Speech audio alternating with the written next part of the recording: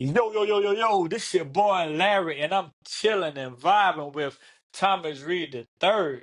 What's going on, man? What's going on, man? How you doing? Man, you know the vibes, man. We just chilling and vibing. The vibes, I like it. Hey, man, I appreciate you for coming on, man. Nah, I appreciate you for having me, man. It's dope. So, Thomas, man, let's start it off. Where you from? Born and raised in New York. I grew up out there. I was born in Long Island, lived in Brooklyn for a little bit during my college days and stuff too. But that's where I'm originally born and raised at. What was, what I'm saying, life growing up, in New York? How was that experience? I loved it. It was fun, man. I miss every bit of it. The food, the culture, people I grew up with, just a lot of memories. My dad grew up out there, my parents, my mom too. So I definitely enjoyed my time growing up there. A lot of good memories. Tell us, what I'm saying, about that journey, man, playing football, where it started at. So yeah, I was a young kid, and one day I came home from school. My mom and dad had saw the flyers that they used to put in my book bag. Took it out and saw that there was a community football team at BYA in Brentwood that was, starting up or whatever.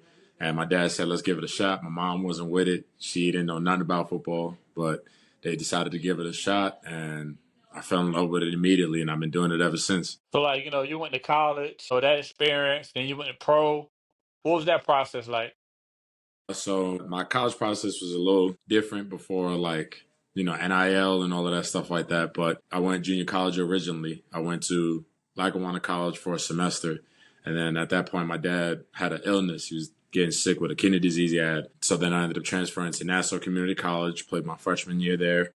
After my freshman year, I ended up going to having to transfer again, moved back into Brooklyn, went back to New York, and I went to ASA College in Brooklyn. And then after that, I ended up having to come to school out here in Colorado. It was just beneficial at the time for my family. It was more about them than it was for myself. So then I finished out my 2 years there, had my NFL Pro Day. I had a 10-4 broad jump, 36 and a half inch vert. Things were going good. Pulled my hamstring mid 40. Then COVID hit a couple days later and changed up the whole game for me. But I still pursued it, and I signed a contract with the FCF, Fan Control Football League, that was in Atlanta, the Colorado Spartans, and the National Arena League. Worked out for some more CFL and NFL teams throughout that time, and here we are. Now I'm still pursuing the game. Yeah, that COVID experience, man, that was, man, I caught COVID, man, and it was just I did wild, too. man, because, like, man, I was stuck in the room, like, I had my daughter with me, and, like, it was hurting her because she couldn't come in the room with me. My mom, she was downstairs, she was watching my daughter, and I couldn't do nothing, I just had to stay in the room, man. It was an experience, man. It was definitely a game changer, and I got stuck out here in Colorado after my pro day when my family was back in New York, so I had to kind of go through that, fresh out of college, jump into the adult world a lot differently, but a lot faster than most kids. So I had nobody out here. I feel you 100% on that. Change the game. So playing pro football, man, how was that experience playing indoor football? Indoor football is definitely dope. Stepping stone. It's a dope game. I actually played it growing up. So in New York, they actually had arena football for youth kids at the time. So I played it growing up. But I will say it's a lot faster than people think it is. The field is smaller. There's limited people on the field. There's not 11 people on the field. You get motion receivers. Like the ball's coming out quick. It's a big difference than it is playing outdoor. But it's definitely fun. I see you got a football camp, man. What made you wanna start, saying your own football program? I just, throughout my career of training with a lot of NFL guys, learning a lot from the NFL guys, and just kind of expanding my game, as I continue to grow as an athlete, I wanted to make sure that a lot of these kids, especially in this day and age, don't end up dealing with what I dealt with, where they didn't have the proper guidance with college, they didn't have the proper, coaches, they didn't have people putting them in better positions. Like, I wanted to make sure a lot of these kids didn't have to deal with that. So a lot of my NFL friends and teammates and stuff, they helped me coach my camps in all positions. We had kickers, long snapping coaches, we had DBs and all of that stuff. And they coach them pretty much as if they're still playing themselves. They give them all the technique, all of the tools from the youth kids, the high school kids. And then I teach the families about NCAA. I give out my scholarship at my camp so that way kids have money to use towards their first year of college, put that towards their books and their tuition. I just want to make sure a lot of these kids ain't struggling and go down the path that I went down. I want to be able to give them the best resources they possibly have. That's what's up, man. Hey, I salute you for that, man. Because like a lot of people don't do that. If you got the resources to help another, why not help? Absolutely. Absolutely. Playing for Team USA, man. What was that experience like? Winning that gold medal. Man, that was probably one of the best teams I've ever played for, the best moments of my life. It was so life changing for me. So I got the call that I was supposed to go play for Team USA, and I originally hung up on a guy who invited me because I thought it was a prank call at that time. I thought it was like one of those little jokes and stuff. And sure enough, he called me back, gave me the breakdown of everything. The cool part about it was more of a common bond for my dad and I because I played in Kuwait where the tournament was held, and my dad actually fought in Desert Storm, which was in Kuwait when he was in the military. So that was definitely like a cool, bonding moment between me and my pops. But the guys that I met out there, super talented ballers. We had guys going D1, guys fresh out of high school, and to bring back that gold medal to the States, let alone my hometown, it was definitely a cool experience. That's what's up, man. So what motivates Thomas Reed III, man? What motivates you every day, what I'm saying, to keep pushing? Honestly, like I'm still blessed that I could still run, jump, and walk and do everything that I'm able to do and continue to get better at it. So understanding that these blessings and this game of football doesn't last forever. I'm trying to enjoy it as my time gets closer to me hanging up my cleats and pass it over to the next generation. I just want to kind of cherish this while I can and as long as I can before it ends. I know it's going to end very soon as I'm continuing to get older, but also just taking care of my family. That's my main thing. That's my main priority. I want to make sure that they're in the best positions of life and living the easiest life as possible. No matter what struggles I go through, as long as they're at peace, I'm cool. And just helping out the next generation. The more resources and the more skill set and more knowledge I have, is the better chances I get to help out another kid who probably grew up worse predicament than I did, but is able to put himself in a better position. So I just try to be as selfless as possible and just cherish my blessings as they come. As we get older, man, staying fit is kind of hard because you got kids, you got work. Yeah. Like, how do you maintain all of that, man? Because like I'm struggling, and I only got one. Nah, man, I just try to. I graduated with 7 degrees. One of them is actually, and my minor was in kinesiology and exercise science and stuff like that. And then being in the sports performance world and learning from a lot of the greats that's been in that industry alone, Lauren Landau and all of those guys. I always try to find some time. I work in the gym now as my job. I'm the head fitness manager and head coach of 2 locations in Colorado.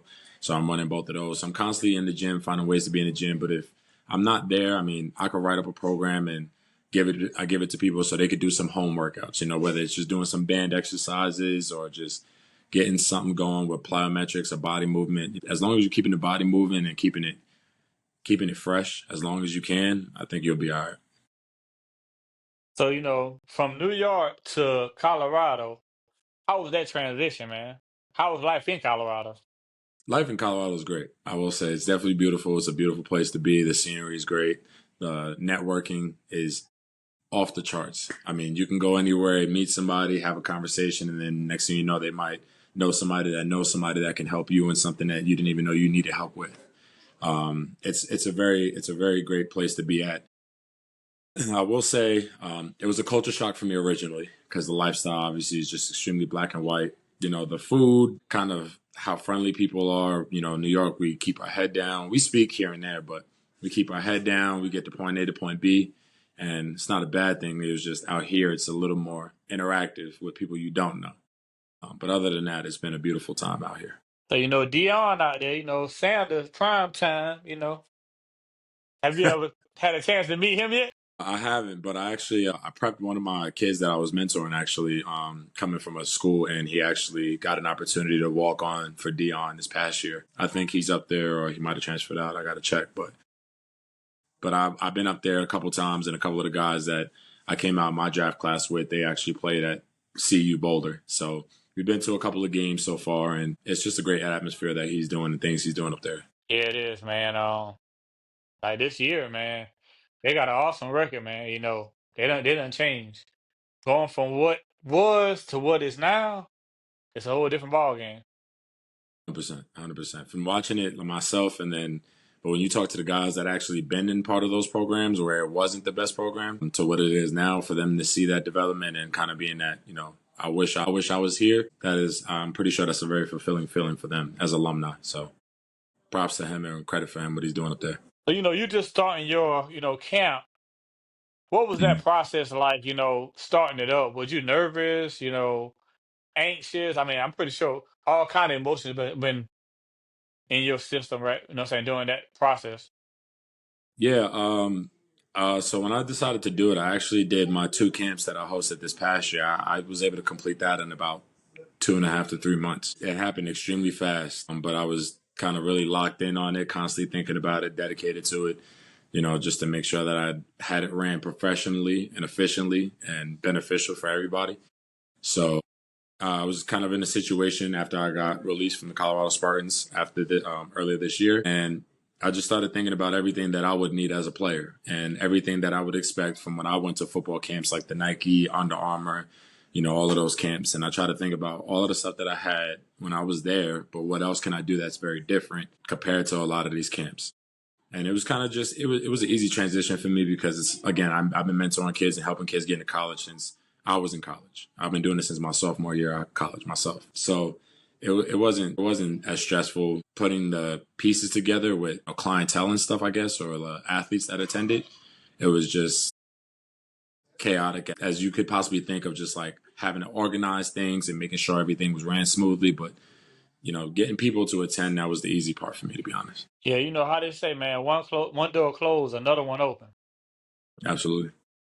And I saw, you said that door closed about you playing, arena football, but you got all these other opportunities that came open. Yeah, it was just one of those things where I was just like, what's next? Being in this pro football world, a lot of these pro athletes could tell you, there's really not much you're allowed to feel. You got to be able to kind of just, whatever happens, you take it on the chin and you got to move on and figure out what's next. You don't really have a lot of time to kind of process it because you never know. If you take too much time, you might miss an opportunity to play again, or you might not ever play again. And then now you're wasting more time trying to figure out the next step in your life. So me, it was a gut shot and it was a low blow how, having to realize that, things happen. But again, it was just like, what's the next step? And I just had to continue dedicating myself to the kids, to the community, but also to myself. I just had to go back to the drawing board and continue to train harder to get ready for the next opportunity I got. Oh yeah.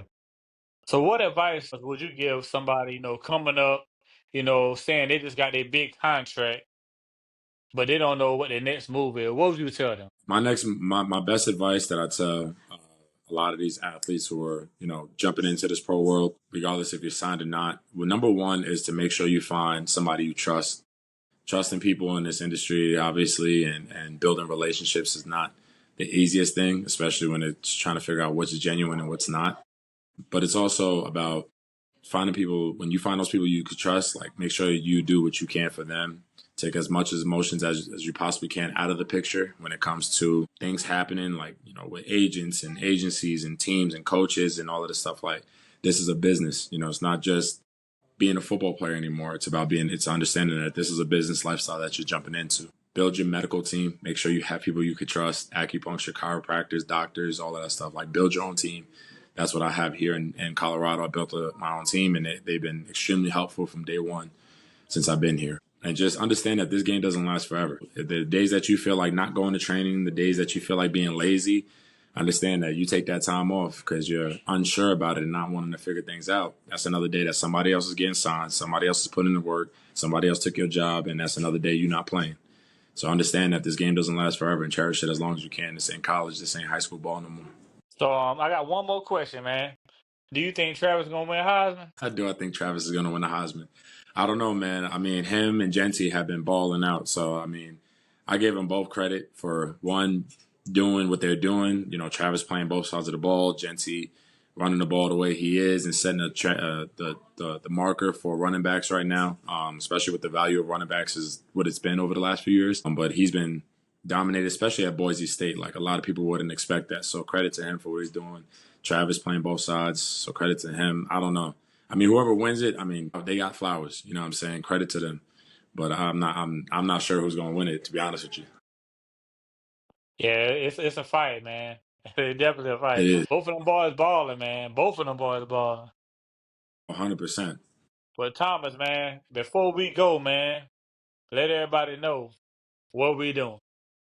We chilling and vibing. That's all we do. We chilling and vibing, my boy. Appreciate you, man. Yes, sir. Appreciate you.